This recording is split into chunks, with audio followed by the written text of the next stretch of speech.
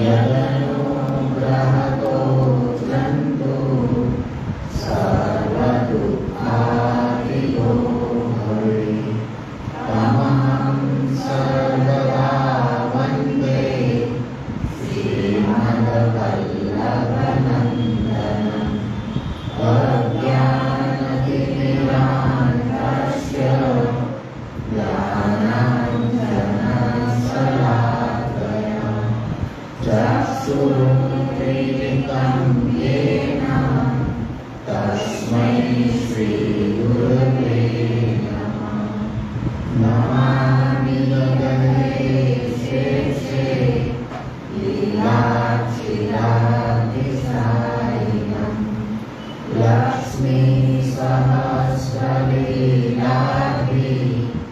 સેવ્યમાनं કલાનિધિં ચતુર્ભિશ્ચ ચતુર્ભિશ્ચ ચતુર્ભિશ્ચ ત્રિભિस्तथा ષડ્भिर्विराजते योषो पञ्चरारये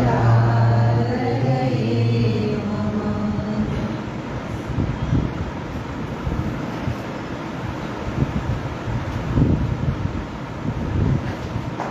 ભાગવત ગ્રંથ પૂરો કર્યો, એની ટેસ્ટ બાકી છે હજી લેવાની, એટલે આવતા વખતે ભાગવત ગ્રંથની ટેસ્ટ કરવાની રહેશે. અને તે પછીનો ગ્રંથ સિદ્ધાંત મુક્તાવલી એ આપણે પ્રારંભ કરવાનો છે. સિદ્ધાંત મુક્તાવલી ગ્રંથ ત્રીજા ક્રમ ઉપર આવે છે.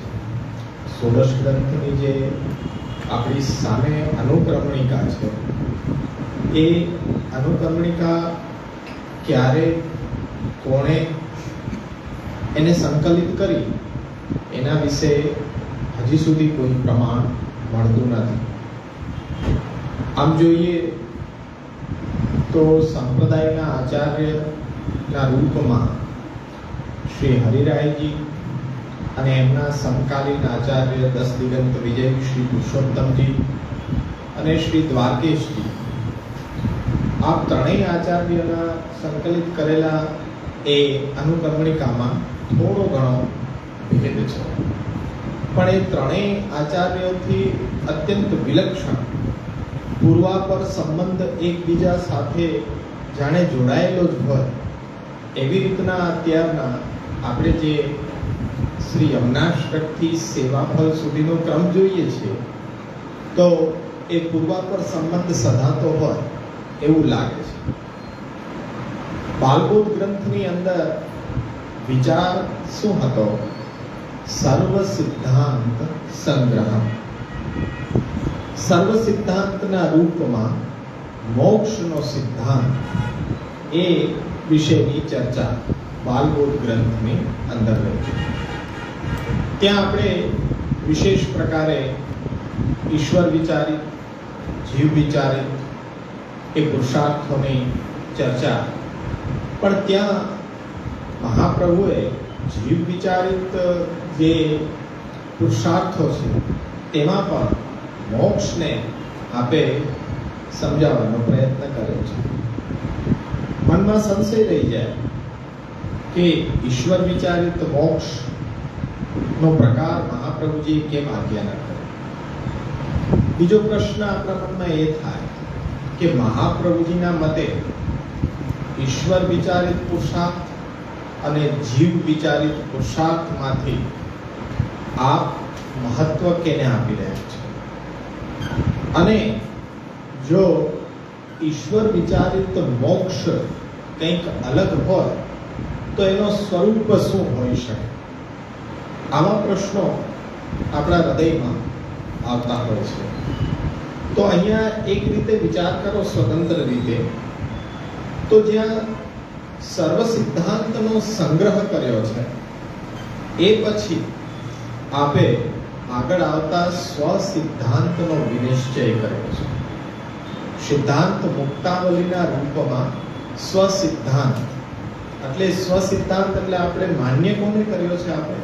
તો આપણા મનમાં જે પ્રશ્ન હતો કે ઈશ્વર વિચારિત જે પુરુષાર્થોની ચર્ચા આપે ત્યાં અત્યંત ટૂંકમાં બાલબોધ ગ્રંથમાં પૂર્ણ કરી દીધી, પણ હજી હૃદયમાં જિજ્ઞાસા હોય કે ઈશ્વર વિચારિત સિદ્ધાંત કયો, તો એના માટે આપે સિદ્ધાંત મુક્તાવલીની રચના કરી. આપણને વિચાર થાય કે ઈશ્વર વિચારિત મોક્ષ કેવો હશે. ચાલો મર્યાદા માર્ગથી સાધન કરીને એ યોગ માર્ગ, સાંખ્ય માર્ગ દ્વારા મોક્ષની ચર્ચા અને આપણે મોક્ષનું સ્વરૂપ સમજ્યા, પરંતુ ઈશ્વર વિચારિત મોક્ષ કેવો હોય તો એ પણ પ્રતિપાદિત સિદ્ધાંત મુક્તાવલીમાં આપ કરી રહ્યા છે કે ઈશ્વર વિચારિત મોક્ષ એટલે પ્રભુના બની જવું, પ્રભુને પોતાનું સર્વસ્વ માનીને, પોતાના સર્વસ્વનું સમર્પણ પ્રભુને કરીને પ્રભુની સેવા, સ્મરણ, એ મય જીવન જીવવું, એનું નામ એ મોક્ષ છે. એ અલૌકિક મોક્ષ છે, લૌકિક મોક્ષ નથી. તો એ સ્વરૂપ સિદ્ધાંત મુક્તાવલીના રૂપમાં આપણે સમજવાનો પ્રયત્ન કરીશું, પણ એક અત્યંત સરળ પદ્ધતિથી. કારણ કે આપણો આ અભ્યાસ વર્ગ છે એમાં આપણે કોઈ ટીકા ગ્રંથો કે એ લેવાના નથી, એના આશયને વણી લેશું, પણ અત્યંત સરળ રીતથી યુવા વર્ગ છે, ભલે અહીંયા પ્રત્યક્ષ ઉપસ્થિતિ નથી પરંતુ પરોક્ષ રૂપમાં જે આપણા વર્ગને જોઈ રહ્યા છે, પાછળથી એ સાંભળી રહ્યા છે, તો એમને સરળ રીત્યા 16 ગ્રંથનું અવગાહન થાય અને એ મહાપ્રભુના વિચારોને સમજતા થાય, એવો આપણો આ વિચાર છે અને આપણે આ યુવા અભ્યાસ કેન્દ્રનો પ્રારંભ કર્યો છે. એટલે અત્યંત સરળ રીતથી પણ એમાં મહાપ્રભુજીના તમામ વિચારો વણાઈ જાય એ રીતના આપણે પ્રારંભ કરીએ છીએ. અહીંયા હું એક વાર્તા તમને કહીશ. એનો આશય આમાં સિદ્ધાંત મુક્તાવલીમાં બંધ બેસતો આવશે. છે લૌકિક દ્રષ્ટાંતની વાર્તા, પણ એનાથી આનો સુભગ સુમેળ સાધી શકાય એ પ્રકારની આ વાર્તા છે. માતા પિતાની એકને એક દીકરી, અને એ દીકરી એકની એક હોય અને માતા પિતા ખૂબ જ એ ધનવાન છે અને સાધન સંપત્તિથી સંપન્ન છે. એટલે દીકરીનો ઉછેર છે એ લાલન પાલન પોષણ આપણે જાણીએ છીએ કે કેટલા સ્નેહથી, પ્રેમથી, કોઈ પણ ઈચ્છા એની એ અધૂરી ન રહેવા દે એ રીતના એનો ઉછેર, અને ખાસ તો એને કોઈ પણ પ્રકારનું કષ્ટ ન પડવા દે. હવે એ કષ્ટ ન પડવા દે એવી રીતના ઉછેર થયો, પણ હવે લગ્નનો સમય આવ્યો એટલે માતા પિતા સહેજે લગ્નનો વિચાર કરે છે અને પાત્રને ગોતે છે. તો એવી જ રીતના સામે એને પાત્ર મળે છે કે માતા પિતાનો એકનો એક દીકરો, પણ એ માતા પિતા સાધારણ, આના જેટલા સંપત્તિવાન નહીં, સામર્થ્યવાન નહીં, એકદમ સરળ, અને છોકરો પણ એકદમ સરળ અને સાદગી ભર્યું એનું જીવન. સંકટોમાંથી અને એ પસાર થઈ પોતાના પુરુષાર્થથી એ લક્ષ્ય અર્જિત કરવા માટે પ્રયત્નશીલ એવો એ દીકરો મળ્યો. માતા પિતાને અને દીકરીને ખૂબ ગમ્યું કે આ દીકરા સાથે મારી દીકરીનું સગપણ મારે કર. હવે સગપણ નિશ્ચિત થયું, સગાઈનો દિવસ નક્કી થયો. હવે જ્યારથી એ છોકરી છે આ છોકરાને મળી ત્યારથી છોકરીએ નિશ્ચય કરી લીધો કે પરણવું તો આની સાથે પરણવું. તો હવે જ્યારે સગાઈનો દિવસ આવ્યો ત્યારે સંપત્તિવાન એકની એક દીકરી છે, ખૂબ એ કરિયાવાર આ તે બધું લઈને સગાઈના દિવસે દીકરાની ઘરે એ બધા પહોંચ્યા.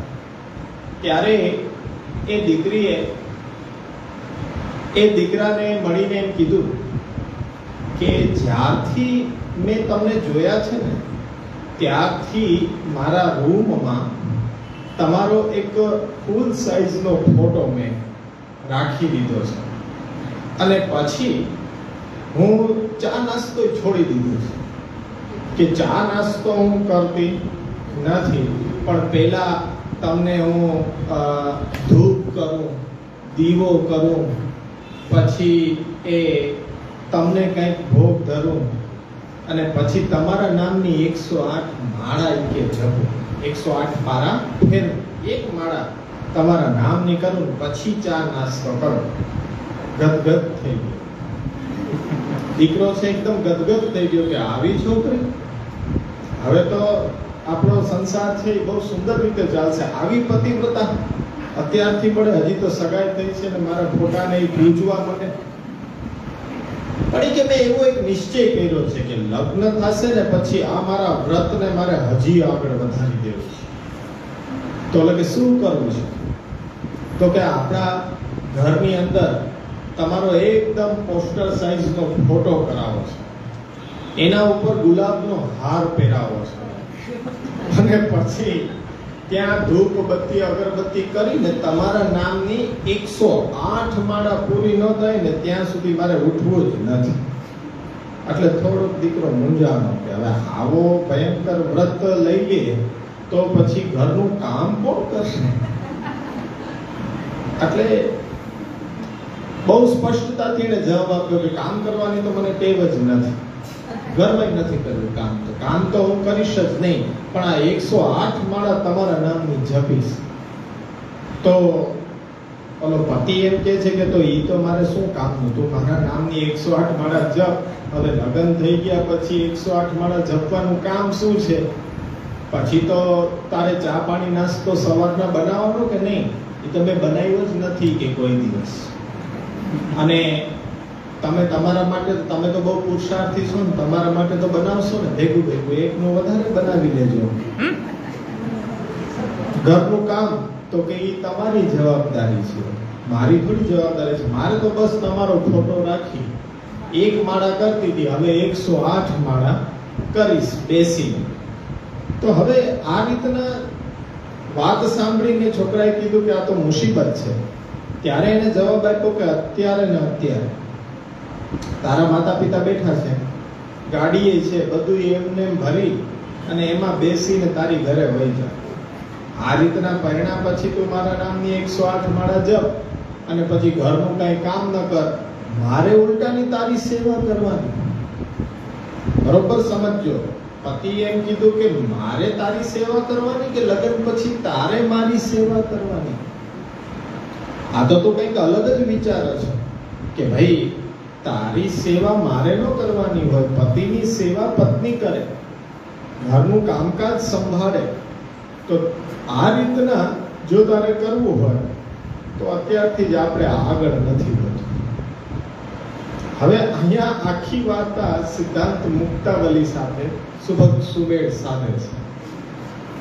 કેવી રીતના સાધે છે કે અહીંયા જે દીકરી છે ને પત્ની, એ જીવાત્મા છે અને પતિ છે ને એ પ્રભુ સાક્ષાત શ્રી કૃષ્ણ. હવે આપણી પર કંઈક મજબૂરી એવી છે કે સેવા કરવી નથી અને પ્રભુ પાસે આપણા બધાય કોડ પૂરા કરાવવા છે. બસ તારું નામ લીધે રાખું પણ કાંઈ કરું નહીં. અરે વરી પરણી જાઉં પણ તારું નામ જેટલા રાખીશ, પણ સેવા કે કંઈ કરવું હોય તો શરીરને કષ્ટ પડે એવું કાર્ય હું જરા પણ નહીં કરું. ત્યારે પ્રભુએ વિચાર કર્યો કે અત્યારના ને અત્યાર એ તારી ઘરે, તું તારા રસ્તે અને હું મારા રસ્તે. પણ અત્યારનો તો પ્રભુની કેવી કફોડી પરિસ્થિતિ છે કે અત્યારના તો બધા વરી પરણી જાય પણ કોડ તો પ્રભુને જ પૂરા કરવા પડે છે કે મારા ઉપર આ મુસીબત આવી તો દૂર કરી દે. આપણે કંઈક ને કંઈક પ્રાર્થના કરીએ, કંઈક ને કંઈક ફરિયાદ કરીએ તો પ્રભુ એમ કહે છે કે ભાઈ મારે તારી સેવા કરવાની કે તારે મારી સેવા કરવાની? આ સિદ્ધાંત નથી. જીવન કેવી રીતના ચાલે છે? જીવન મુખ્ય બે બાબતો ઉપર ચાલે છે. આચાર અને વિચાર. એ વિચાર જે છે એ હંમેશા આપણો જે જ્ઞાન છે કે પ્રભુ સંબંધિત જે જ્ઞાન છે એ વિચાર છે, અને એ પ્રભુને પામવા માટેનો જે પ્રયત્ન છે એ આપણો આચાર છે. તો આ આચાર અને વિચાર છે ને આપણા જીવનની ગાડીના બે પૈડા છે, અને બે સમાંતર ચાલતા રહેવા જોઈએ. એના ઉપર આપણું જીવન છે સુદૃઢ રીતે એ ઘડાઈ શકે. તો એના માટે આ આચાર અને વિચાર બંને જરૂરી છે. તો શ્રી મહાપ્રભુજીનો સર્વપ્રથમ ઉપદેશ શું છે? શાસ્ત્રમ અવગત્ય મનોવાગ્દેહ કૃષ્ણ સે. તો અહીંયા પણ એ આચાર અને વિચાર આધારિત આ સિદ્ધાંત મુક્તાવલીમાં આપણે જોશું કે કેવી રીતના આપણું પુષ્ટિ માર્ગીય જીવનની અંદર આચાર અને વિચાર બંને છે એ જરૂરી છે. અને મહાપ્રભુજી એ આચાર અને વિચાર બંને આ સિદ્ધાંત મુક્તાવલીની અંદર આપણને બતાડી રહ્યા છે. તો પહેલા એ સમજો કે મનુષ્ય અને મનુષ્યની જે પ્રકૃતિ છે, સ્વભાવ છે, એ મુખ્યત્વે 3 પ્રકારના જોવા મળે છે. પહેલો પ્રકાર શું છે કે બધું સમજે, કોઈ પણ વસ્તુ ન સમજે એવું નહીં, બધું જ સમજે પણ કરવું કંઈ નથી. આ પહેલો પ્રકાર છે. પણ બીજો પ્રકાર કયો છે કે એક તો બધું જાણતો ન હોય પરંતુ મનમાં એવો ફાંકો રાખે કે મને બધું આવડે છે, અને પછી પોતાના મન ફાવે એ રીતના આચરણ કરે. એવો પણ એક પ્રકાર છે. અને ત્રીજો પ્રકાર એવો છે કે કાંઈ સમજે નહીં અને કાંઈ કરે નહીં. આવા પ્રકારો આપણને મનુષ્યની અંદર જોવા મળે છે. પણ એમાં મુખ્યત્વે આપણે એવું સમજીએ કે આચાર અને વિચાર છે એ જીવનના ઘડતર માટે જરૂરી છે. તો એ આચાર અને વિચારને આપણે કેવી રીતના સમજશું? તો સર્વપ્રથમ તમે એ રીતના ટાંકી શકો કે વિચાર એટલે શું? તત્વજ્ઞાન. થોડું હરતું ફરતું રહેવું પડે. થોડા દિવસ બંધ રહ્યું તો સંખ્યા ઓછી થઈ જગ્યા. આપણે પનિશમેન્ટ નું પણ રાખશું. હવે પછી એક રજીસ્ટર બનાવશું અને એમાં હાજરી પૂરવા.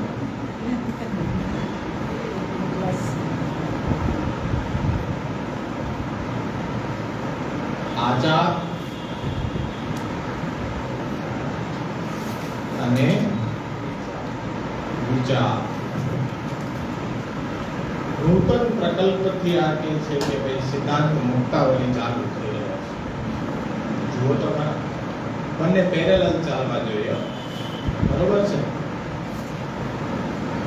અહીંયા વસ્તુએ આવી જાઓ.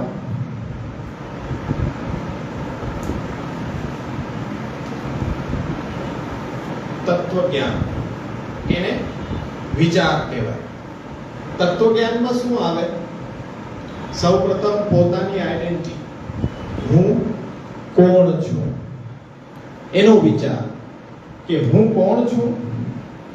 પછી એનો આઈડેન્ટિફિકેશન મળે પછી વિચાર થાય કે મારું લક્ષ્ય શું, મારે શું પ્રાપ્ત કરવાનું છે ખરેખર. એ વિચાર બીજો આવે. અને ત્રીજો વિચાર એમ આવે કે આ ક્ષર જગત છે એ શું છે. હકીકતે તમે તત્વજ્ઞાનની અંદર આટલી વસ્તુ તમારે જાણવાની હોય કે હું કોણ છું, મારું લક્ષ્ય શું છે, અને જગત શું છે. આ મુખ્યત્વે તત્વ વિચારની, તત્વ જ્ઞાનની અંદર આવે. હવે આટલું તમે વિચાર કરો કે પોતાનો ઓળખ શું છે. મમ એવાંશો જીવલોકે જીવભૂત સનાતન, હું પ્રભુનો અંશ છું. હવે પ્રભુથી વિખૂટો પડ્યો છું, મારું લક્ષ્ય શું હોઈ શકે? પ્રભુ પ્રાપ્તિ, એના સિવાય તો બીજું કંઈ નહીં. આ જગત છે તો એ જગત પણ બ્રહ્માત્મક છે. તો આ બધા વિષય વસ્તુથી આપણને જે જવાબ મળે એ ઉત્તરને આપણે આચાર કહીશું. અહીંયાથી તત્વજ્ઞાનથી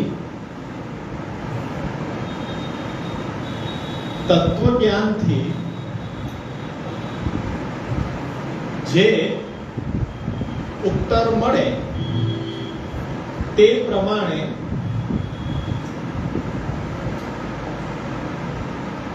જીવન જીવવાની પદ્ધતિ એટલે આચાર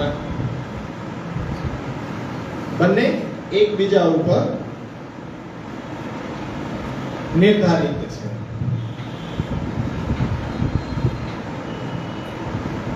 અને આ આચાર અને વિચાર છે એ ભારતીય સંસ્કૃતિની શ્રદ્ધા અને નિષ્ઠા છે. શ્રદ્ધા એ આપણું તત્વજ્ઞાન છે અને આચાર છે એ આપણી નિષ્ઠા છે. હવે શાસ્ત્ર એમ કહે છે કે તમે દોડો છો, પણ એકલા ખાલી દોડો છો અને એટલા બધા ઝડપથી દોડો છો, પણ જો એ દોડવાની દિશા નક્કી ન હોય તો તમારું દોડવું વ્યર્થ છે. પણ જ્યારે એ દોડવું સફળ ક્યારે થશે? કે જ્યારે દોડની સાથે સાથે દિશા પણ તમે નક્કી કરેલી હશે, તો તમારા લક્ષ્ય સુધી તમે પહોંચી શકશો, તો તમારો પુરુષાર્થ સાચો. અને અહીંયા કંઈક મૂંઝવણ છે કે આજે આપણે દોડી તો રહ્યા છીએ પણ દિશા છે એ નક્કી નથી. તો જ્યાં સુધી દિશા નક્કી નહીં હોય ત્યાં સુધી એ આપણું લક્ષ્ય આપણે પ્રાપ્ત કરી શકીએ નહીં. ખાલી વિચાર જ હોય પણ આચાર એ પ્રમાણે ન હોય તો વિચાર છે એ વ્યર્થ થઈ જાય. પણ આચાર હોય તો એ આચાર છે એ જડતા વાળો હોય, પણ એમે વિચાર ન હોય તો પણ એ અધૂરો છે. આ એકબીજા ઉપર નિર્ધારિત છે. એટલે મેં કીધું કે અહીંયા આપણી પુષ્ટિ જીવનની ગાડી છે એના બે પૈડા છે કે આચાર છે અને અહીંયા તત્વજ્ઞાન છે. એટલે મહાપ્રભુજીની પ્રથમ આજ્ઞા કે શાસ્ત્રમ અવગત્ય, એટલું પૂરતું નથી. મનોવાદ દેહ કૃષ્ણ સેવ્ય, પહેલા વિચાર હોવો જોઈએ. શાસ્ત્રમ અવગત્ય, શાસ્ત્રને સમજો, જાણો, પછી શું તમને જીવનની દિશા મળે છે એ દિશામાં તમે દોડો. એટલે એ આધારિત તમારો આચાર હોવો જોઈએ. વાત તમે લખી નાખો કે આચાર છે એ પુષ્ટિ ભક્તિ માર્ગ, અને આ બાજુ તમે લખી નાખો શુદ્ધાદ્વૈત. શુદ્ધાદ્વૈત બ્રહ્મવાદ. શુદ્ધાદ્વૈત બ્રહ્મવાદ એ આપણું તત્વજ્ઞાન છે, વિચાર છે, પણ એ આધારિત આપણને જે પણ કઈ ઉત્તર મળે છે એ પુષ્ટિ ભક્તિ સંપ્રદાય છે.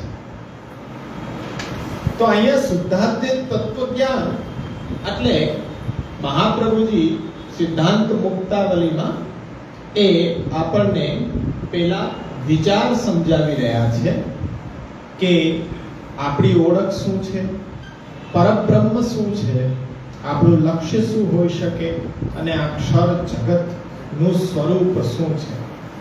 તો એ શુદ્ધાદ્વૈતથી આપણે પ્રતિપાદિત કર્યું કે આપણો શુદ્ધાદ્વૈત બ્રહ્મવાદ છે એ વિચાર છે, અને એ આધારિત જે બ્રજભક્તોએ પ્રભુની સેવા કરી અને એ સેવામય જીવન જીવવાની પદ્ધતિ એ આપણો આચાર છે. એટલે અહીંયા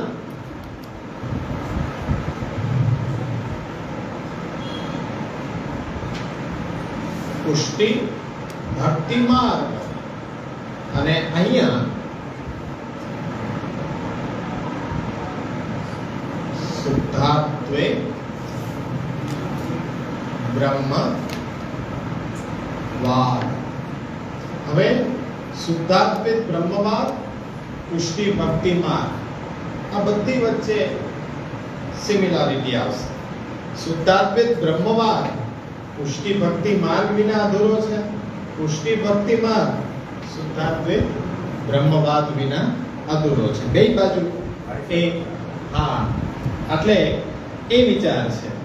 એટલે આપણા માટે સિદ્ધાંત મુક્તાવલીમાં આ બે પક્ષને આપણે વિચાર કરીશું કે શુદ્ધાત્વિક બ્રહ્મવાદનું પણ જ્ઞાન છે અને એ આધારિત પુષ્ટિ ભક્તિ માર્ગ પણ આપણને બતાડ્યો છે. એટલે વિચાર પણ આપણને બતાડ્યો છે અને એ આધારિત એ આચાર પણ આપણને બતાડ્યો છે. તો આટલી વસ્તુ બધાને સમજમાં આવી ગઈ એકદમ પરફેક્ટ કે વાર્તા ઉપરથી આપણે અહીંયા સ્વિચ ઓવર થયા સિદ્ધાંત મુક્તાવલી માટે. આપણી પણ કંઈક એવી જ પરિસ્થિતિ છે કે પ્રભુની સેવા કરવી છે, નામ દીક્ષા બ્રહ્મસમન દીક્ષા લઈ લેવી છે, પણ સેવામાં જોડાવવું નથી. તો પછી એ કંઈક આપણે બધું સમજીએ છીએ પણ કરવા નથી માંગતા. એ કેટેગરીમાં ઘણા આવતા હશો. ઘણા એ કેટેગરીમાં આવશે કે થોડુંક સમજે છે પણ બધું જ સમજે છે એવો ફાંકો છે અને પછી પોતપોતાના વિચાર આધારિત એ આપણા ધર્મને અનુસરણ કરે છે. અને ત્રીજો એવો પણ પ્રકાર છે આપણામાં. ત્રણેય કેટેગરી જોવા મળે છે. કાંઈ સમજવું નહીં અને કાંઈ કરવું નહીં. એટલે આ ત્રણેય પ્રકાર આપણા અત્યારના પુષ્ટિ ભક્તિ માર્ગ અનુયાયીઓની અંદર જોવા મળે છે. પરંતુ વ્યવસ્થિત રીતે જો આપણે પુષ્ટિ ભક્તિ માર્ગને અનુસરણ કરવો હશે તો પહેલા વિચાર જરૂરી છે. એટલે એ વિચાર જરૂરી છે. દરેકમાં તમને આ વિચાર છે એ જોવા મળશે. વેદના બે કાંડ છે, પૂર્વકાંડ અને ઉત્તરકાંડ. પૂર્વકાંડમાં શું છે? યજ્ઞોની વિધિ એ બતાડવામાં આવી છે. એટલે ત્યાં કર્મને બતાડવામાં આવ્યો છે, ત્યાં આચારને બતાડવામાં આવ્યો છે. અને ઉત્તરકાંડમાં બ્રહ્મ વિશેનું જ્ઞાન. એટલે એકને કર્મકાંડ કહેવાય છે, ક્રિયાકાંડ કહેવાય છે, ઉત્તરકાંડને જ્ઞાનકાંડ કહેવાય છે.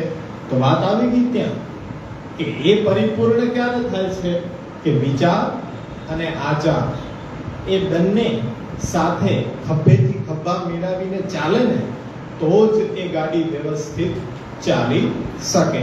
એ જ રીતના આપણા સંપ્રદાયની અંદર જો ભગવત સેવામાં જોડાવું હશે તો શુદ્ધાદ્વૈત બ્રહ્મવાદનું જ્ઞાન હશે તો સેવાનો આયુષ્ય બહુ લાંબુ હશે. પણ જો કોઈ વિચાર વિના આચારમાં જોડાઈ જવામાં આવે તો પછી મારે વિસ્તાર કરવાની જરૂર નથી. કારણ કે આપણે બધા દૂધના દાજેલા છીએ અને છાશને ફૂંકી ફૂંકીને હવે પીએ છીએ. કારણ કે જડતા કેવી કેવી હોય છે આપણા આચારમાં, સેવા અને કથામાં, એનાથી બધા ભલીભાંતિ પરિચિત છીએ. પણ એ શું હોય કે વિચાર નથી કર્યો એટલે આચાર છે કંઈક જડ બની ગયો છે. પણ જો વિચાર પહેલા કર્યો હોત, શાસ્ત્રમ અવગત્ય અભ્યાસ કર્યો હોત તો સેવા એકદમ સરળ છે અને સેવાનો પ્રકાર પણ એકદમ સરળ છે. આ વાત સિદ્ધાંત મુક્તાવલીની પૂર્વ ભૂમિકામાં આપણે પહેલા જોવાની છે. હવે જઈએ ગ્રંથ ઉપર કે ગ્રંથનું નામ શું છે? સિદ્ધાંત મુક્તાવલી. 16 ગ્રંથમાં 2 ગ્રંથોમાં સિદ્ધાંત એવું નામ આવે છે. પહેલું સિદ્ધાંત મુક્તાવલી અને પછી સિદ્ધાંત રહસ્ય. તો શબ્દ અહીંયા છે સિદ્ધાંત.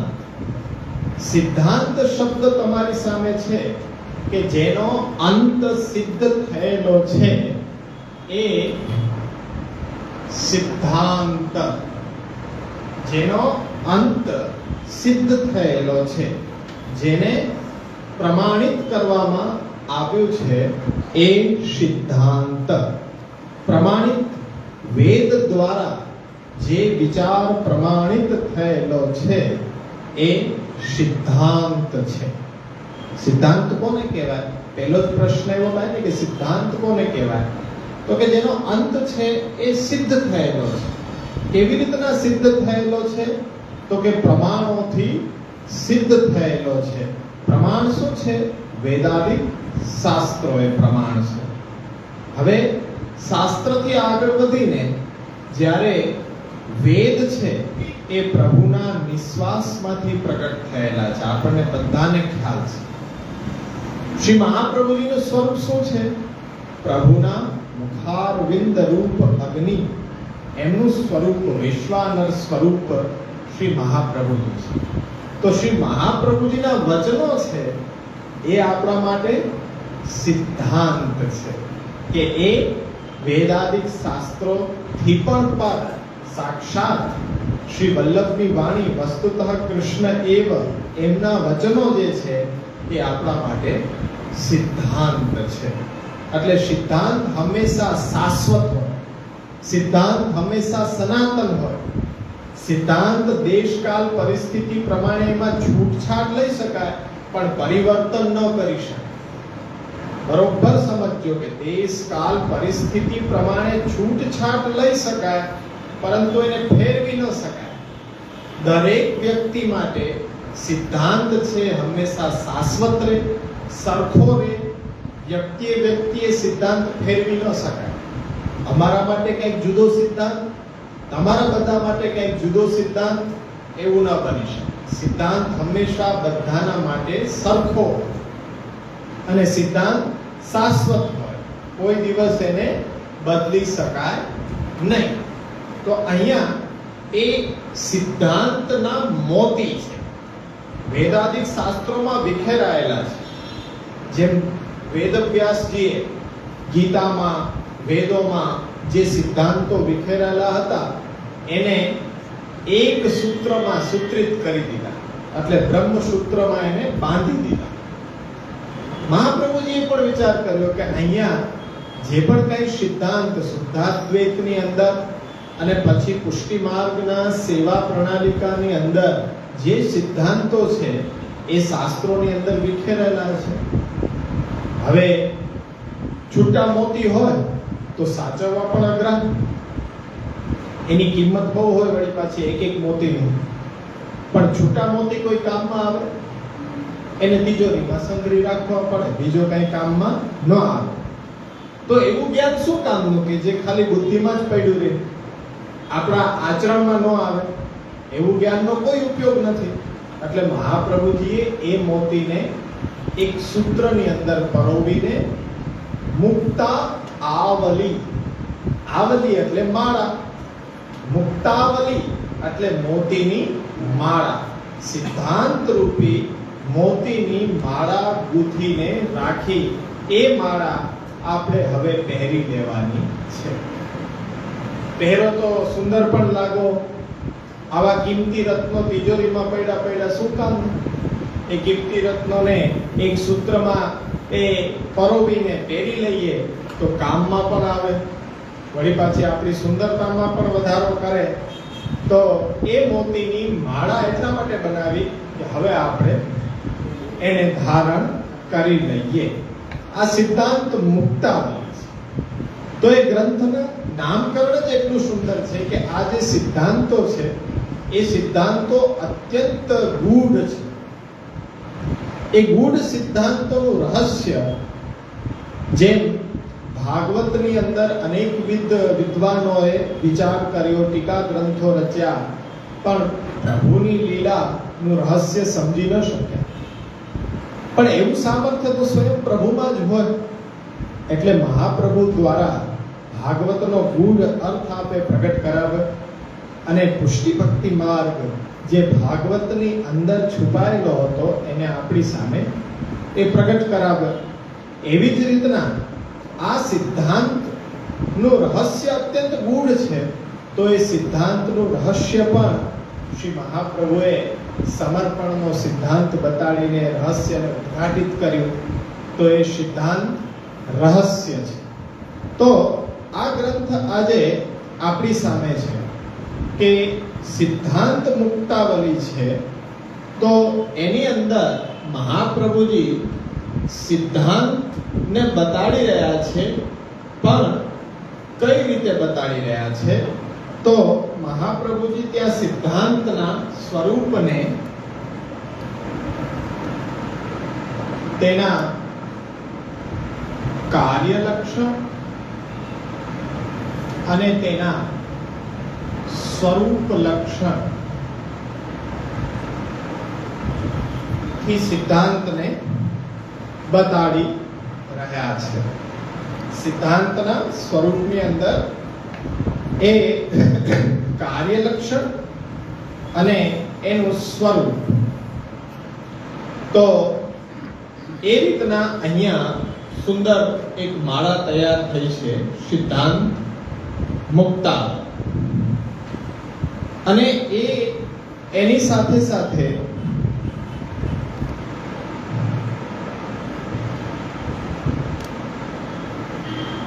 કાર્ય લક્ષણ. સિદ્ધાંતનો એક પક્ષ છે ક્રિયા પક્ષ અને બીજો પક્ષ છે એ છે જ્ઞાન પક્ષ. સિદ્ધાંતના આ બે પક્ષ છે. સિદ્ધાંતના સ્વરૂપને બતાડવા માટે એક તો સ્વરૂપ લક્ષણ બતાડ્યું અને પછી એનું કાર્ય લક્ષણ બતાડ્યું. એટલે સિદ્ધાંતના સ્વરૂપમાં બે પક્ષ આવ્યા, ક્રિયા પક્ષ અને જ્ઞાન પક્ષ. અને શાસ્ત્ર એમ કે છે કે ભાઈ ક્રિયા વિનાનું કોરું જ્ઞાન હોય ને એ ભારરૂપ થાય. જે જ્ઞાન મેળવ્યું છે એ આધારિત તમારે એને ક્રિયામાં રૂપાંતરિત કરવું જ પડે. અને જો ક્રિયામાં રૂપાંતરિત ન થાય તો એવું કોરું જ્ઞાન છે એ ભારરૂપ જ્ઞાન કહેવાય છે. એટલે જે વાત થઈ એ વાત આપણે વેદમાં પણ જોઈ શકીએ કે ત્યાં આચાર અને વિચાર કેવી રીતના આવ્યા. તો મેં તમને બતાડ્યું પૂર્વકાંડ અને ઉત્તરકાંડ. પૂર્વકાંડ છે એ ક્રિયાકાંડ છે અને ઉત્તરકાંડ છે એ જ્ઞાનકાંડ છે. તો ક્રિયા પક્ષ અને જ્ઞાન પક્ષ આવ્યો. હવે આને જ પાછું મૂળ વિષય ઉપર લઈ જઈએ તો ક્રિયા પક્ષ છે એ શું છે? આચાર. અને જ્ઞાન પક્ષ શું છે? તો કે છે વિચાર. આવેલી પછી વાત સમ ઉપર કીટ તર્ક ગતિ અને ભાવ. એટલે આ એક નૂતન પરિપ્રેક્ષ્ય છે કે સિદ્ધાંત મુક્તાવલીને સમજતા પહેલા આટલું તમારી સામે એ મૂકવું જરૂરી છે. આમાં કોઈને પ્રશ્ન છે?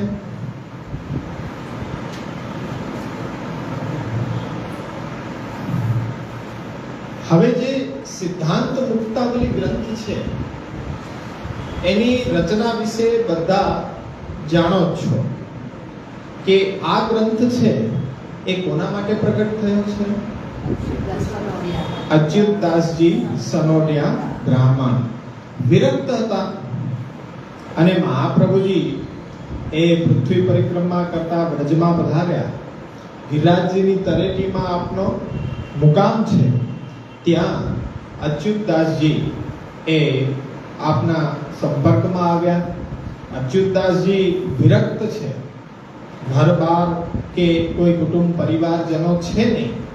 એટલે મહાપ્રભુજીના શરણે આવ્યા અને વિનંતી કરી. તો મહાપ્રભુજીએ એમને નામ દીક્ષા, બ્રહ્મસમન દીક્ષા આપી અને પછી વિચાર કર્યો કે દેવાલયમાં શ્રી ગોવર્ધન ધરણને દેવ તરીકે પૂજાવાની ઈચ્છા હોય અને આપે પાઠ બેસાડ્યા છે અને અચ્યુતદાસજી વિરક્ત છે. તો અચ્યુતદાસજીને આપે આજ્ઞા કરી કે તમે શ્રીનાથજીની સેવા કરો. ત્યારે અચ્યુતદાસજીએ વિનંતી કરી કે પ્રભુ, મને તો એવી ઈચ્છા છે કે એકાંતમાં બેસી અને માનસી સેવામાં જો મારું મન લાગી જાય ને તો હું એ રીતના સેવા કરવા માટે ઈચ્છું છું. ત્યારે મહાપ્રભુજીએ પોતાનું ચરણોદક આપી અને સિદ્ધિ માનસીની સિદ્ધ અવસ્થા પ્રાપ્ત કરાવી. એક અપવાદના રૂપમાં આ અચ્યુતદાસજી સનોડિયા બ્રાહ્મણની વાર્તા છે. અને એમના માટે સાથે સાથે જ્યારે માનસીસા પરામતાની સિદ્ધિ આપે કરી આપી, પણ સિદ્ધાંત મુક્તાવલી ગ્રંથની રચના કરી એમના માટે. શા માટે? એના બે હેતુઓ છે કે મહાપ્રભુજીએ સિદ્ધાંત મુક્તાવલી ગ્રંથની રચના શા માટે કરી? જ્યારે અચ્યુતદાસજીને પુષ્ટિ ભક્તિ માર્ગનું પરમ ફલ પરમ અવસ્થા એ માનસી સિદ્ધ કરી આપી, ચરણોદક આપીને પ્રમેય બલથી,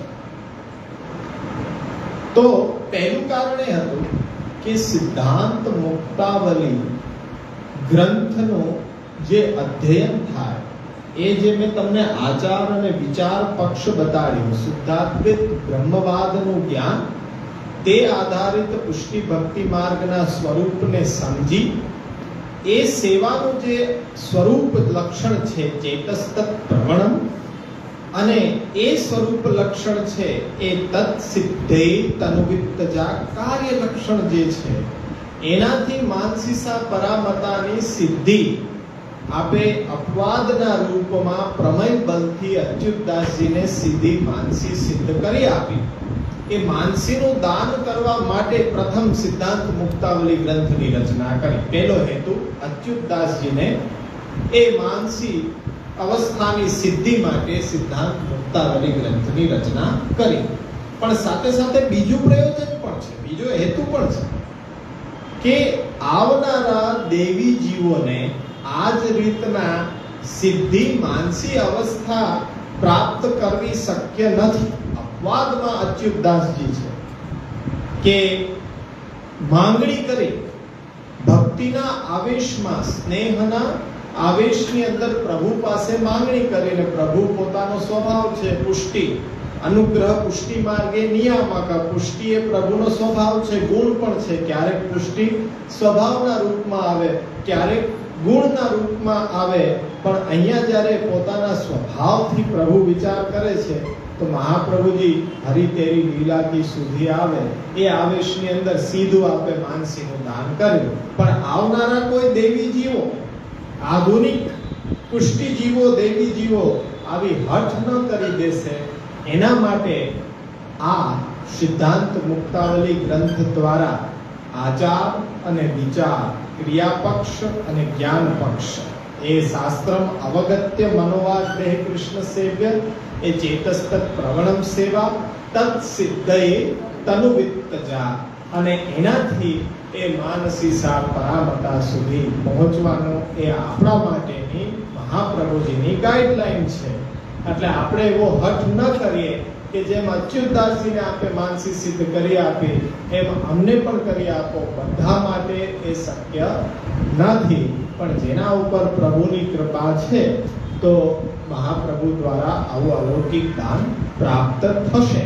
એટલે આ બે હેતુ, આ બે પ્રયોજન જે છે એ સિદ્ધાંત મુક્તાવલી ગ્રંથની રચના પાછળના છે. આટલું બધાને સમજાઈ ગયું. હવે આ ગ્રંથને આપણે સમજશું ત્યારે પહેલા એનું બંધારણ આપણે સમજવાનો પ્રારંભ કર્યો છે. હવે આ ગ્રંથની અંદર 21 શ્લોક છે. હવે શ્લોકનું વર્ગીકરણ સમજી લઈએ કે 21 શ્લોક, ઘણા ટીકાકારો એ શ્લોકનો એ ભાવાર્થ પણ બતાડે છે કે સંખ્યાનું મહત્વ શું છે. આ 21 ની સંખ્યા છે તો શા માટે 21 જ શ્લોક આમાં આવ્યા? તો એ 21 શ્લોકનો આ રીતના હિસાબ છે. 21 શ્લોકની અંદર પંચ મહાભૂત પહેલા, પછી પંચમહાભૂત પછી પ્લસ કરો, આપણો દેહ એટલે શરીર એ એક, બરોબર છે. ત્યાર પછી 10 વિધ ઇન્દ્રિય, 5 કર્મેન્દ્રિય, 5 જ્ઞાનેન્દ્રિય. ત્યાર પછી અંતઃકરણ, તો અંતઃકરણના 4 વિભાગ છે: મન, બુદ્ધિ, અહંકાર અને ચિત્ત. આ ચારેય વિભાગ મળીને એક અંતઃકરણ બને છે, એટલે એના 4 વિભાગો અને એક આપણો આત્મા. આવી રીતના 21 ની સંખ્યા થઈ રહી છે. એ સિદ્ધાંત મુક્તાવલીના એ ગ્રંથને આખું આ સ્ટ્રક્ચર છે. હવે 21 તત્વોથી જે યુક્ત આપણી પુષ્ટિ જીવની કર્તવ્યતા છે, એ કર્તવ્યતા છે શ્રી કૃષ્ણ સેવા. તો આ બધાથી મળીને આપણે આપણા દેહ, આપણી આત્મા, અંતઃકરણ, ઇન્દ્રિયો દ્વારા પ્રભુની સેવા કરવી એ આપણી નિત્ય કર્તવ્યતાનો બોધ છે. હવે સિદ્ધાંત મુક્તાવલીનો પહેલો શ્લોક આવી રહ્યો છે: નત્વા હરિમ પ્રવક્ષ્યામિ સ્વસિદ્ધાંત વિનિશ્ચયમ. એમાં પહેલું ચરણ છે નત્વા હરિમ, એટલું જ ખાલી મંગલાચરણ છે. નત્વા હરિમ, હરિને વંદન કરવું એ મંગલાચરણ છે. એનું બીજું ચરણ જુઓ: પ્રવક્ષ્યામિ સ્વસિદ્ધાંત વિનિશ્ચયમ. તો એ ગ્રંથની રચનાનો હેતુ છે. ગ્રંથની રચનાનો હેતુ સ્વસિદ્ધાંતનો વિનિશ્ચય કહેવાનો છે. અને અહીંયા નત્વા હરિ એ મંગલાચરણ છે. તો પહેલા શ્લોકની અંદર 2 વિભાગ પડ્યા: મંગલાચરણ અને શ્લોકની એ પ્રગટ કરવાનો હેતુ. ત્યાર પછી બીજું ચરણ એ પહેલા જ શ્લોકમાં કૃષ્ણ સેવા સદા કાર્ય. એ કૃષ્ણ સેવા સદા કાર્ય છે એ પહેલા શ્લોકનું આ બીજું ચરણ થયું. અને ત્યાર પછી માનસીસા પરામતા અને ચેતસ્તત પ્રવણમ સેવા તત સિદ્ધે તનુવિત્તજા. તો અહીંયા એ 2 પંક્તિની અંદર ભગવત સેવાનો સિદ્ધાંત, સેવાનું સ્વરૂપ લક્ષણ, પછી કાર્ય લક્ષણ, એ અહીંયા સુધી એ મહાપ્રભુજી બતાડી રહ્યા છે. ત્યાર પછી બીજા શ્લોકની અંદર એનું ફળ બતાડી દીધું: તતઃ સંસાર દુઃખસ્ય નિવૃત્તિ બ્રહ્મ બોધનમ. એ સેવાનો એ અવાંતર ફળ એ આપણને બતાડી દીધું.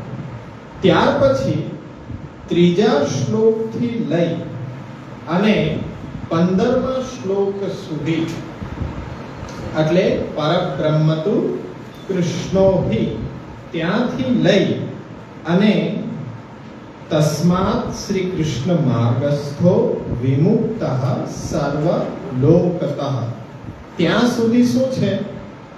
ત્યાં સુધી વિચાર છે. શુદ્ધાદ્વૈત બ્રહ્મવાદનો વિચાર આવી રહ્યો છે. આપણું તત્વ જ્ઞાન આવી રહ્યું છે. આપણી ફિલોસોફી આવી રહી છે. શુદ્ધાદ્વૈત બ્રહ્મવાદ આવી રહ્યો છે. ત્રીજા શ્લોકથી લઈને 15મા શ્લોકની વચ્ચે. અને ત્યાર પછી 16મા શ્લોકથી લઈને 20મા શ્લોક સુધી, 16મા શ્લોકથી આરંભ કરી અને 20મા શ્લોક સુધી આપણો પુષ્ટિ ભક્તિ માર્ગ આવી રહ્યો છે. આપણો આચાર આવી રહ્યો છે. એ આપણું એ ત્યાં કર્તવ્ય એનું નિર્ધારણ આવી રહ્યું છે. અને છેલ્લા 21મા શ્લોકમાં ઉપસંહાર આપ કરી રહ્યા છે. અને આપ એમ આજ્ઞા કરી રહ્યા છે, એવં સ્વશાસ્ત્ર સર્વસ્વ મયા ગુપ્તમ નિરૂપિતમ એતત બુદ્ધવા વિમુચ્યેત પુરુષઃ સર્વ સંશયા. એટલે કે આ ગ્રંથના અભ્યાસ કરવાથી તમામ સંશયો છે એ અવશ્ય દૂર થશે. આ રીતના આપણે આ સિદ્ધાંત મુક્તાવલી ગ્રંથનો અભ્યાસનો આરંભ કરવાનો છે. એટલે આપણે આ પૂર્વ ભૂમિકાની અંદર હવે ધીમે ધીમે સ્વિચ ઓવર પહેલા થશું કે આપણો આચાર શું છે. ગ્રંથનો આરંભ ત્યાંથી થઈ રહ્યો છે ને, કૃષ્ણ સેવા સદા કાર્ય. એ આચાર શું છે એ આપણે હવે પ્રારંભ કરીશું. ત્યાર પછી એ શુદ્ધાદ્વૈત બ્રહ્મવાદના મુદ્દાઓ મુખ્ય એ જોશું અને ત્યાર પછી આપણે ગ્રંથને શ્લોક વાઇઝ અભ્યાસ કરીશું. એટલે પુનઃ એકવાર કે આ આચાર અને વિચાર અને એની સાથે આચાર છે આપણો પુષ્ટિ માર્ગ છે, વિચાર છે આપણો શુદ્ધાદ્વૈત બ્રહ્મવાદ છે, એ બંને પેરેલલ હશે તો મહાપ્રભુજી જે ઉપદેશ કરી રહ્યા છે એ કૃષ્ણ સેવાના સ્વરૂપ લક્ષણ, કાર્ય લક્ષણને આપણે સમજી અને માનસીસા પરામતા સુધી મારું લક્ષ્ય શું છે તો એ લક્ષ્યને આપણે સાધી શકીશું. એ લક્ષ્ય ક્યારે સદાશે કે જ્યારે આપણી દોડવાની જે ક્રિયા છે એની સાથે સાથે દિશાનું જ્ઞાન પણ જો હશે ને તો ત્વરિત આપણને આપણા લક્ષ્ય સુધી એ પહોંચાડી શકશે. તો આટલું તમને એ સમજાઈ ગયું છે. આનો પીડીએફ તમને ગ્રુપમાં મળી જશે. એટલે તમે આ જ રીતના અભ્યાસ એનો કરી શકશો. એટલે આજે આપણે પૂર્વ ભૂમિકાના રૂપમાં આ સિદ્ધાંત મુક્તાવલી ગ્રંથનું સ્ટ્રક્ચર જોયું, બંધારણ જોયું અને હવે આપણે એ પૂર્વ ભૂમિકામાં જ આગળ જવાના છીએ. તો પુષ્ટિ ભક્તિ માર્ગ શું છે અને એ પુષ્ટિ ભક્તિ માર્ગ અંતર્ગત જે કૃષ્ણ સેવા છે તો એ કૃષ્ણ સેવા શું છે, સેવા શબ્દની વ્યુત્પત્તિ ક્યાંથી થઈ એ રહસ્યને આપણે સરળ વિદ્યા સમજશું. પછી શુદ્ધાદ્વૈત બ્રહ્મવાદમાં પરબ્રહ્મની ઓળખ, જગત ક્ષર જગતની ઓળખ, એ કેવી રીતના પ્રભુમાંથી એ પ્રભુએ એકોહમ બહુશ્યામ પ્રજાએ સંકલ્પ કરતા કેવી રીતના આખી સૃષ્ટિની રચના થઈ અને આપણો શુદ્ધાદ્વૈત બ્રહ્મવાદ શું કહે છે એ વસ્તુનો વિચાર કરી પછી સિદ્ધાંત મુક્તાવલી ગ્રંથનો અભ્યાસ કરીશું તો આપણને એકદમ સરળ રીત્યા એ ખ્યાલ આવી જશે કે આ પુષ્ટિ ભક્તિ માર્ગનું સ્વરૂપ, એની સાથે સાથે શાસ્ત્રમ અવગત્ય બ્રહ્મવાદ શું છે એની પણ આપણને ખ્યાલ આવશે. ત્યારથી એ સિદ્ધાંત મુક્તાવલી ગ્રંથ આખો સમજમાં આવી જશે.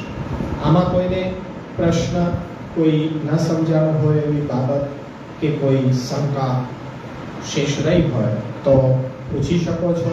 ઓનલાઈન માધ્યમથી જે અભ્યાસ કરતા હોય એમને પણ કંઈ સંશય હોય તો ચેટ બોક્સની અંદર એ પોતાનો પ્રશ્ન મૂકી શકે છે. કારણ કે ખરેખર આપણો આ પ્રશ્ન મંચ છે. અહીંયા આપણે આપણા સંશયોને દૂર કરી આપણી પુષ્ટિ ભક્તિ માર્ગની અંદર સ્થગિત થયેલી યાત્રાને પુનઃ વેગવંતી બનાવવા માટે ખાસ જરૂરી છે વર્તમાન સમયમાં શ્રી મહાપ્રભુજીના ગ્રંથોનો અભ્યાસ હોવો જરૂરી છે. આજના યુવાનો સંપ્રદાયની સાધના પ્રણાલીને અનુસરણ કરી શકે કે ન કરી શકે, પરંતુ એ સંપ્રદાયના સ્વરૂપ, સંપ્રદાયના સિદ્ધાંતોની સરળ સાચી સમજ હોવી નિતાંત આવશ્યક છે. કે સંપ્રદાયની જો સમજ હશે તો અવશ્ય ને અવશ્ય દ્રઢ વિશ્વાસ છે કે એ મહાપ્રભુજીના વિચાર આધારિત આ સંપ્રદાયને અનુસરણ કરશે જ અને કરશે જ. આપણે બધા આપણી જવાબદારીઓને સમજીએ કે અત્યારના હવે વેકેશનનો સમય આવી રહ્યો છે તો એ વેકેશનના સમયનો સદુપયોગ કરવા માટે આપણા એ સંપર્કમાં રહેતા બાળકો કે યુવાનોને 1 કલાક માટે આપણે આ સ્થાન ઉપર લાવીએ, જેથી કરીને એ મહાપ્રભુજી આપણા સંપ્રદાય, આપણા આચાર્ય, એમના વચનો, આપણા સંપ્રદાયના સ્વરૂપથી એ અવગત થાય. જો એ આ અભ્યાસ નહીં કરે તો વર્તમાન સમયમાં ખાલી કર્મકાંડના રૂપમાં જે મનોરંજનના કાર્યક્રમો થઈ રહ્યા છે, તો એ કાર્યક્રમોમાં લાભાન્વિત થઈને ક્યાંક અવળી સમજ કેળવાઈ જશે, અધૂરી સમજ કેળવાઈ જશે, અને અધૂરી સમજથી પોતાને બધી જ ખબર છે એવા ખોટા અજ્ઞાનની અંદર પોતાનો વ્યવહાર સ્વચ્છંદ બનાવી નાખશે. એવું ન બને એટલા માટે આપણે બધા પ્રયત્ન કરીએ કે અહીંયા ન આવી શકે તો એને ઓનલાઈનના માધ્યમથી જોડીએ. ઓનલાઈનના માધ્યમથી ડાયરેક્ટ ન એ સમય અભ્યાસ કરી શકતા હોય તો પાછળથી આપણે બધા ફોરવર્ડ કરીએ, એમના સુધી પહોંચાડીએ, તો એ આપણા બધાની જવાબદારી છે. એકલા રવિ બાવાની જવાબદારી નથી, પ્રત્યેકની જવાબદારી છે. મહાપ્રભુજીમાં નિષ્ઠા ધરાવતા પ્રત્યેક અનુયાયી દમલા ये मार्ग तेरे लिए प्रकट कियो. ગુસાઈજીમાં તો શેષ અશેષ મહાત્મય પહેલાથી જ બિરાજમાન છે. દમલા ये मार्ग तेरे लिए प्रकट કર્યો હોય તો વૈષ્ણવો દ્વારા આ માર્ગ આગળ એ પ્રગતિ સાધી શકશે. જો આપણે આપણા સુધી આ જ્ઞાનને સીમિત રાખશું તો પછી એ તિજોરીમાં બંધ પડેલા મોતી જે નકામા છે એમાં જ્ઞાન પણ નકામું થઈ જાય. પણ એને અનુસરણ કરી અને બીજાને પણ એ જ્ઞાન વાટશો તો એ જ્ઞાન હંમેશા વધશે. આ વસ્તુ અલગ છે કે જેમ જ્ઞાનને તમે વાટો એમ જ્ઞાન વધે.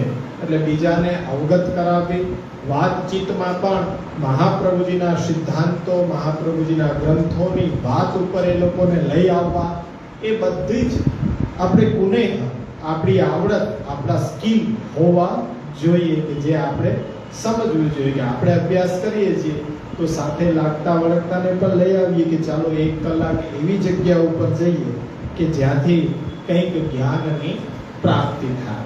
તો આ રીતના આ આચાર અને વિચારને સાથે લઈ અને આપણી પુનઃ પુષ્ટિ ભક્તિ માર્ગની જે ગાડી છે એ રિઝર્વમાં ચાલી રહી છે તો થોડી વેગવંતી બનાવી.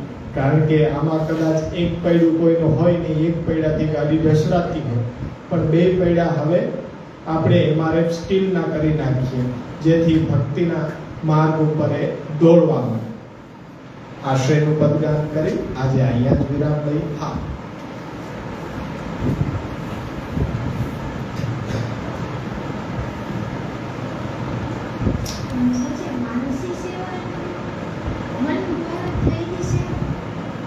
એ એક અવસ્થા છે કે જેમ સાધન અવસ્થા છે ને તો એ તત્સિદ્ધે તનુવિત્તજા, પોતાના જ તનથી, પોતાના જ ધનથી જ્યારે આપણે પ્રભુની સેવા આપણા સ્વગૃહમાં કરીએ ત્યારે એ સેવા કરતા કરતા એ સેવા ફલ અવસ્થામાં રૂપાંતરિત થાય ને ત્યારે એ બધી સેવા કરવાની આવશ્યકતા ન રહે, છૂટી જાય. જેમ કે આ વિષયને વધારે આપણે ભણશું ને ત્યારે એવી અવસ્થા છે કે સેવામાં પછી અનવસર આવે નહીં, એ નિત્ય થતી જ રહે. જેમ કે આશ્કરણજીની વાર્તા જોઈ લો, ગજ્જન ધાવનની વાર્તા જોઈ લો, તો એ શું છે કે માનસીની અવસ્થા એવી છે કે આપણો દેહ ધર્મ પણ આપણને ભૂલાઈ જાય. અત્યારના જેમ ભૂખ તરસ લાગી રહી છે તો પછી એ વ્યવધાન સેવામાં આવે નહીં. આપણે આપણો દેહ અનુસંધાન પણ ભૂલી જઈએ. કેવલ પ્રભુ, પ્રભુ અને પ્રભુમય જ. એ 24 કલાકમાંથી કોઈ 3 કલાક કે 5 કલાક કે 8 કલાક સેવાના ન હોય, 24 કલાક એ સેવા ચાલુ. હવે આશ્કરણજી તો યુદ્ધના મેદાનમાં પણ પહોંચી ગયા, ત્યાં પણ એ ભગવત સેવામાં જ એમનું ચિત્ત છે. દેહ ભલે ગમે ત્યાં હોય પણ ચેતસ્તત પ્રવણમ, એ ચિત્તની અવસ્થા એવી થઈ જાય. એટલે માનસી એ અવસ્થા છે કે પરમ ઉત્કૃષ્ટ અવસ્થા છે. પણ એ સિદ્ધ ક્યારે થશે કે જ્યારે તનુવિત્તજા, ના સિદ્ધાંતને આપણે પરિપાલન કરશું ત્યારે આપણું ચિત્ત છે ઠાકોરજીમાં પ્રમાણ થશે. અત્યારમાં સેવા કરતા હોઈએ તો એમાં સેકન્ડોમાં સમય હોય કે આપણું ચિત્ત એકતાન થયું હોય, સેકન્ડો, મિનિટોમાં પણ નહીં, સેકન્ડોમાં હોય. પણ એ સેકન્ડમાંથી મિનિટમાં આવે, મિનિટમાંથી કલાકમાં આવે, પછી કલાકમાંથી 5, 10, 24 કલાક થઈ જાય, પછી એ પ્રતિ દિવસ થઈ જાય, પછી આખું જીવન એ પ્રમાણે ઘડાઈ જાય તો એ માનસીસા પરામતા એ ઉત્તમ અવસ્થા છે કે જે પ્રાપ્ત કરવી. આંખ બંધ કરો અને વિચાર કરો કે આમ કરું તો એ માનસી નથી થઈ, પણ એમાંથી બહાર જ ન આવવું એ માનસીની પ્રાપ્તિ છે. પછી બે ધર્મ કાંઈ ન રહે. અચ્યુતદાસજીને માનસીની અવસ્થા સિદ્ધ થઈ તો વિરહ અશ્રુ રાત ને દિવસ વહ્યા કરતા. ગુસાઈજી પણ ગોવિંદ કુંડ ઉપર એક ગુફામાં અચ્યુતદાસજી એ નિવાસ કરતા અને ગુસાઈજી એમના દર્શન કરવા પધારતા, કેમ કે એમના નેત્રમાં શ્રી મહાપ્રભુજીના દર્શન ગુસાઈજીને થતા. તો ગુસાઈજી ત્યાં સુધી સામે ચાલીને દર્શન કરવા પધારતા અને એકાંતમાં અચ્યુતદાસજી ગોવિંદ કુંડ પાસે પોતાની ગુફા છે ત્યાં એ નિવાસ કરતા. એટલે અષ્ટપ્રહર ઠાકોરજીમાં નિમગ્ન આપણું ચિત્ત રહે એ અવસ્થાની પ્રાપ્તિ આપણું લક્ષ્ય છે, પરમ લક્ષ્ય છે.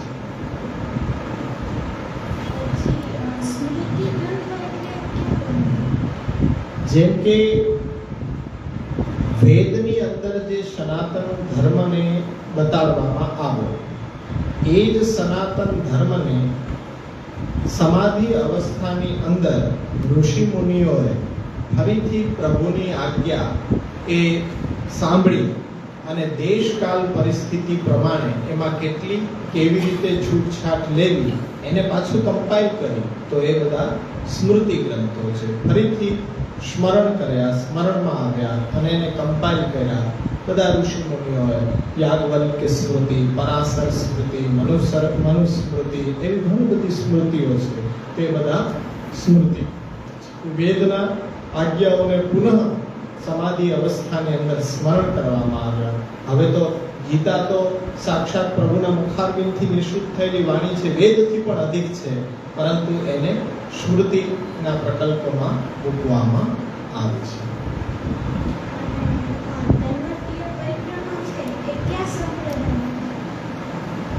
દંડવતી પરિક્રમા એ આપણા સંપ્રદાયમાં તો છે જ નહીં. મર્યાદાની અંદર એનું મહાત્મય હશે.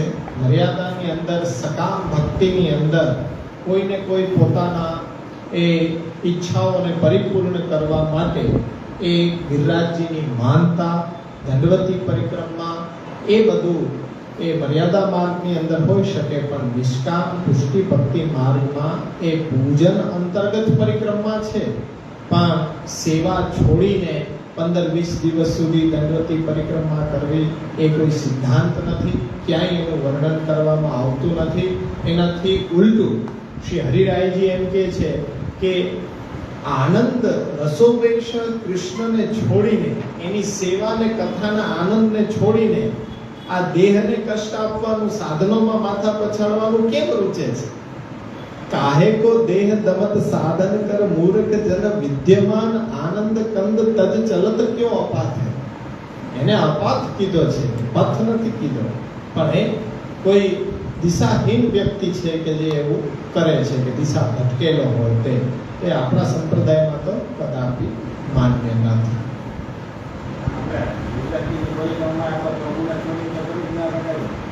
પ્રભુની સેવા કથા છોડીને ન કરી શકાય.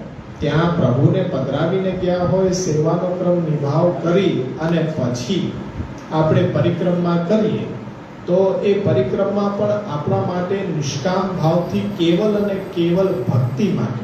અને ભક્તિ તો આપણને પ્રાપ્ત કરાવી જ છે શ્રી મહાપ્રભુજી અને હરિદાસ વર્ય શ્રી ગિરિરાજજી છે, તો એમની કૃપાથી આપણે સેવન તો કરી રહ્યા છીએ. પછી એનાથી અધિક શું પ્રાપ્ત કરવું છે?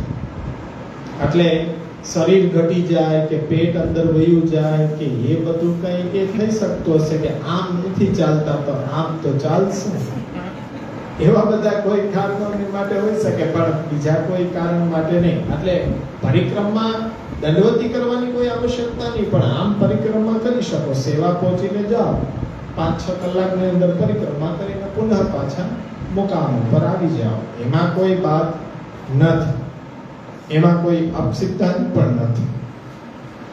આ પાછું બહુ ક્લિયરિફિકેશન કરવું પડે. સિદ્ધાંતની અંદર અપસિદ્ધાંત, અપસિદ્ધાંતની અંદર પાછો સિદ્ધાંત.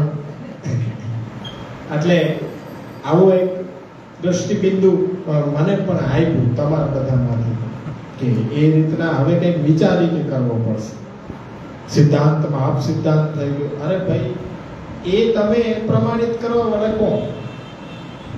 અને પ્રમાણિત કરવું હોય તો પ્રમાણ જોઈએ તમારી પાસે કે સિદ્ધાંતની અંદર અપસિદ્ધાંત થઈ રહ્યો છે, તો એનું પ્રમાણ તો તમારી પાસે હોય ને. એ કાંઈ અમે ન જાણીએ પણ થાય નહીં. હવે એમ કોઈ વાતનો કોઈ આધાર પાયા વિનાની વાત હવામાં કરી દો કે એ ન થઈ શકે. અરે ન થઈ શકે તો પ્રમાણ હોવું જોઈએ. શા માટે ન થઈ શકે? અમે થઈ શકે એનું પ્રમાણ આપવા તૈયાર છે, તો ન થઈ શકે તમે સ્ટેન્ડ લીધો છે તો તમારી પાસે હોવું તો જોઈએ. એમ તો ન ચાલે ને, સબૂત વિના કે કઈ પ્રમાણ વિના તમે ટીકો લગાડી દો. હા, વ્રજમાં ગયા ને અપસિદ્ધાંત, એમ નથી થતો કઈ. અપસિદ્ધાંત કે સિદ્ધાંત એ સામે બેસીને ચર્ચાનો વિષય છે, એ કરવી જોઈએ જેના મનમાં હોય. એટલે તો પ્રશ્ન મંચ અમે તો રાખીને બેઠા છે. આવો, હવે પ્રશ્ન ન હોય તો કંઈક ને કંઈક તો ચલાવો ને વિષય. એ ચલાવી રહ્યા છે, પણ તમારો પ્રશ્ન હોય. અમને તો એવી જિજ્ઞાસા હતી કે આમાં તો ઘણા બધા પ્રશ્નો થશે, સેવા માટેના, સાધના પ્રણાલી વિશેના, સંપ્રદાયના સ્વરૂપ વિશેના. અમારે ગુપ્ત ચર્ચા કરવી પડશે, પણ એવું તો કંઈ થતું જ નથી. કોઈ બોલતા જ નથી કે કોઈ કઈ પ્રશ્ન કરતા જ નથી. અમને એવું લાગ્યું કે આ જિજ્ઞાસાઓ બધી છે, તો એ જિજ્ઞાસાને સંતોષીએ તો આગળ વધે. યુવાનો કંઈક ને કંઈક એ સ્થગિત થયેલા છે કે આવું શા માટે, આવું કેમ કરી રહ્યા છે બધા. તો એવા બધા પ્રશ્નો થશે, એનું નિવારણ આપણે બધા કરીશું તો એ બધા આગળ વધશે. પણ એવું નથી થઈ રહ્યું. તો આપણે સીધા ગ્રંથો ઉપર કે આને સરળ રીતે સમજીએ, આમાંથી કંઈક આવશે. હજી હવે તમે કહો છો એ બધો પુષ્ટિ માર્ગ, સેવાનો સિદ્ધાંત આવશે ત્યારે બધું પાછું ખુલાસો થશે. દૂધનું દૂધ અને પાણીનું પાણી. એટલે એ વસ્તુ અહીંયા ચર્ચાઈ છે. નથી ને કોઈને પ્રશ્ન? હવે ચરણ કેરો ભરોસો,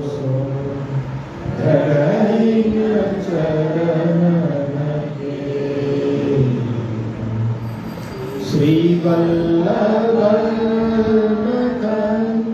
ચંદ્ર છટાઈના સદગમાજ અંધેરો ભરોસો, દ્રઢઈ ચરણ કે સાધન યોગ નહીં કરીને જાસુ હો તનિગે સૂર્ય કા કહે વિધરો બિના મોદય કો ચેરો ભરોસો, દ્રઢઈ ચરણ